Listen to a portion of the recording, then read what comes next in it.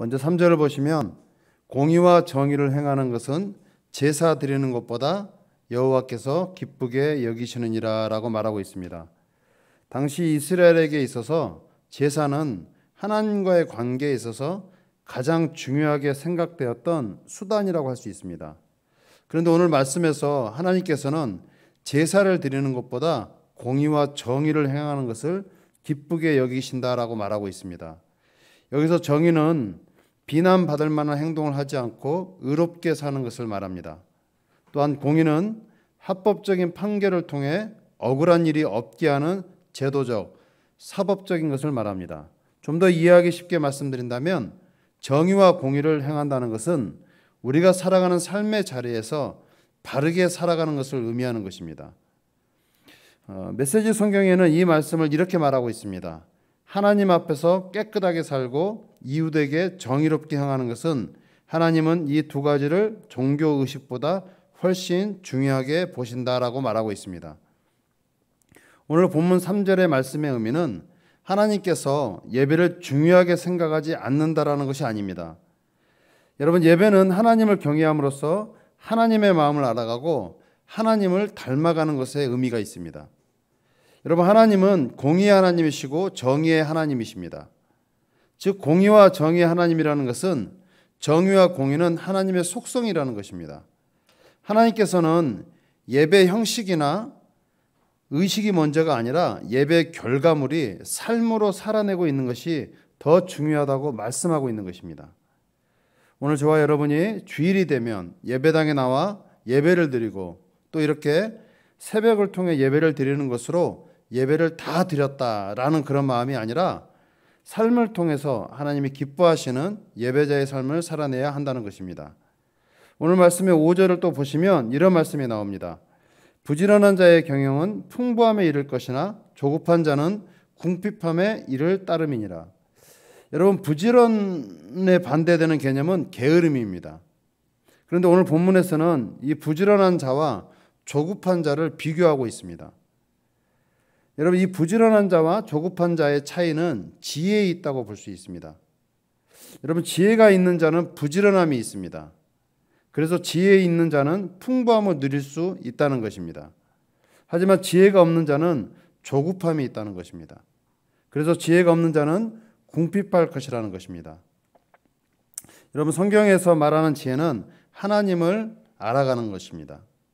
그러므로 하나님을 경외함으로 그분과 함께하는 자는 성실하게 주어지는 삶을 살아가지만 하나님을 경외하지 않는 자, 조급함이 있는 자는 눈앞의 이익을 위해서 다른 사람들을 속이고 분별 없는 삶을 살아간다는 것입니다. 그러므로 우리 믿음의 사람들은 날마다 하나님을 경외함으로 살아가는 훈련의 삶을 살아가야 하는 것입니다. 오늘 하루도 저와 여러분이 하나님과 함께하는 승리의 삶을 살아가시길 바랍니다. 또 본문 14절을 보시면 은밀한 선물은 노를 쉬게 하고 품 안의 뇌물은 맹렬한 분을 그치게 하느니라 라고 말하고 있습니다. 여기서 은밀한 선물과 품 안의 뇌물은 무엇으로 덮은 가려진 이라는 뜻으로 비밀을 주고받는 것을 말합니다. 즉 이 말은 정당하지 못한 뇌물과 선물이 위기를 모면하게 한다라는 말입니다. 그렇다면 이 말은 우리에게 들리기에 조금 이상합니다. 이 말씀을 조금 이해하기 위해서 우리 13절 함께 읽도록 하겠습니다. 13절 함께 읽을까요? 시작. 귀를 막고 가난한 자가 부르짖는 소리를 듣지 아니하면 자기가 부르짖을 때에도 들을 자가 없으리라. 귀를 막고 가난한 자의 간절한 도움을 거절하는 불의한 자들이 정당하지 못한 선물과 뇌물로 권력자들에게 분을 그치게 할지라도 하나님께서는 이를 보시고 그 행위를 반드시 심판하실 것이라는 것입니다. 마지막으로 본문 2절을 보시면 사람의 행위가 자기 보기에는 모두 정직하여도 여호와는 마음을 감찰하시느니라. 메시지 성경에는 이 말씀을 이렇게 말하고 있습니다. 우리는 겉만 살펴서 자기의 행동을 정당화하지만 하나님은 그 안의 동기를 살피신다라고 말하고 있습니다. 인간의 지혜로 세상의 법칙으로 삶을 윤택하게 하고 위기를 모면할지라도 하나님은 그 모든 것을 보시고 알고 계신다는 것입니다. 특별히 우리 믿음의 사람들은 이렇게 세상의 방법으로 세상의 법칙으로 삶을 윤택하게 하는 것이 아니라 하나님의 속성, 정의와 공의를 가지고 살아가야 한다는 것입니다. 이것을 하나님께서는 기뻐하신다는 것입니다. 사랑하는 성도 여러분, 오늘 말씀처럼 하나님께서는 우리 믿음의 사람들이 종교의식에 있는 예배가 아니라 삶으로 살아내는 예배자가 되기를 원하신다는 것입니다. 우리가 드려지는 예배가 삶으로 이어지고 삶으로 예배의 행위가 나타날 때 하나님께서는 이것을 기뻐하신다는 것입니다. 오늘 저와 여러분이 또한 영상으로 함께하는 모든 성도님들이 오늘 하루도 살아갈 때 하나님의 지혜를 가지고 승리의 삶을 살아가시길 예수님 이름으로 축복합니다. 기도하겠습니다. 거룩하시고 존귀하신 하나님, 우리의 부족함과 연약함을 주님의 은혜로 채워주시옵소서.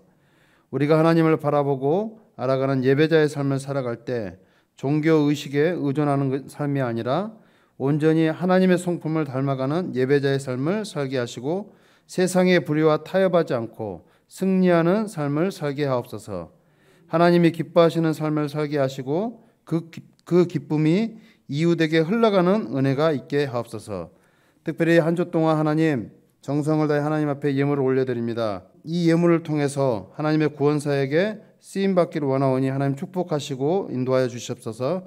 또한 예물을 드려지는 손길에 하나님 그의 기도가 하나님께서 상달되어서 모든 기도가 이루어지게 하시고 특별히 믿음의 가정이 되게 해주시고 그 믿음의 가정을 통하여서 이웃으로 그 믿음이 그 사랑이 흘러갈 수 있도록 은혜를 베풀어 주시옵소서. 감사드리며 예수님 이름으로 기도드립니다. 아멘. 하늘에 계신 우리 아버지여, 이름이 거룩